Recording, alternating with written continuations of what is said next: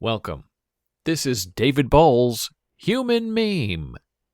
Today, I'm going to share with you the podcast version of a previous piece of fiction I wrote for bowlesblogs.com called The Woman Who Married Her Brother and Became Her Mother. Originally published October 4, 2013. Now, I'm not going to say that this story from a few years back has anything to do with the recent podcast of August 18, 2016, of Wealth and the Starless Eye. But if there were such a similarity, one might not object. I'm not voting. As Robert Frost said, the strong are saying nothing until they see. And now, the woman who married her brother and became her mother.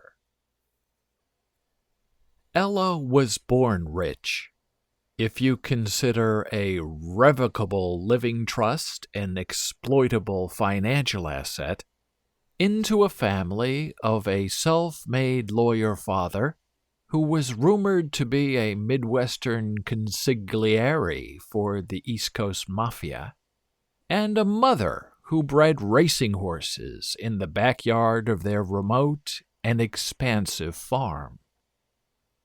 Her mediating older brother was a template of his harsh father.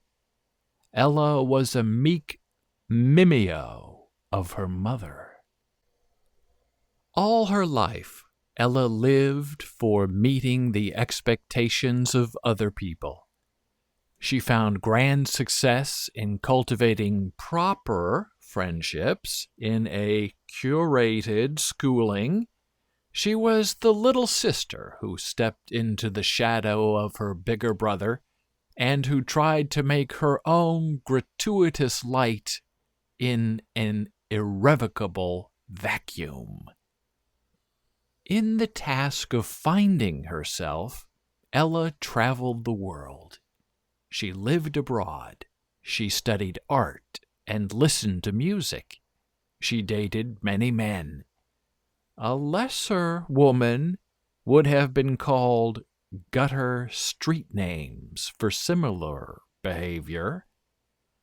But because Ella's class told, she was viewed by her peers as a free spirit. Even though she had no bitter talents, she was able to partake in the joy of an aesthetic by being a patron of the arts. When it was time for her to settle down, Ella's family recalled her home and threatened to cut off the pipeline for her patronage unless she got married and continued the young bloodline of bootstrap entrepreneurialism that had become her birthright duty. Ella succumbed to the reckoning of her bank account, and her brother found her a proper, old family money banker who would take care of her every need and whistle with a trust fund for her and for each live birth she bore into the world. The part of the bargain that was never expressed, but was understood, was that Ella would not be loved by anything or anyone. Passion played no role in the life of a prisoner wife, but she would want for nothing of material substance. As her veil was lifted, she bowed her head and said, "I do." Ella was married in the highest fashion with the lowest regard, and over the next decade, she bore 7 children. each of them guaranteeing her a larger part of the decaying old money. But there was something odd stirring in Ella that left her sleepless at night and lossy during the day.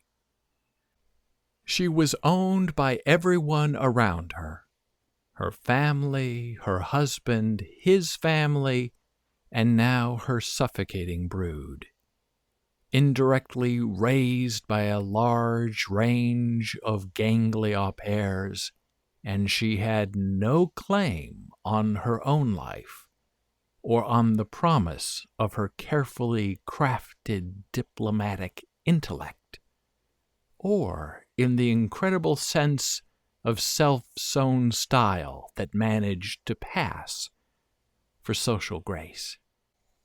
As Ella aged, she couldn't really put her finger on precisely when she lost control of her life. Probably, she reasoned, in the gasp of her first breath. But there were two things she indelibly knew as she watched the world spinning around her, without her, in the shriveling blossom of the dimming day. First, in her husband, she had married her brother's cruel template, and second, in her children, she saw her mother's reflection in the light leaving their eyes. Thank you for listening. Be a human meme.